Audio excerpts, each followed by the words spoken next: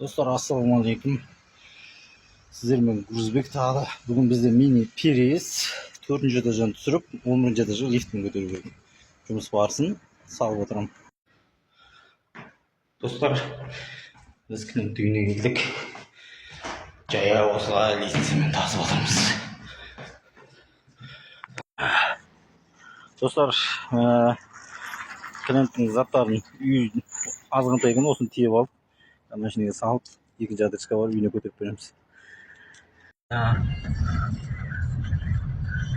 Bir alalım. İşte alып.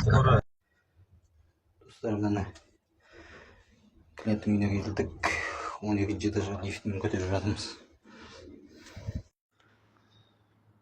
Достар, осымен біз бүгінгі күнімізді аяқтадық.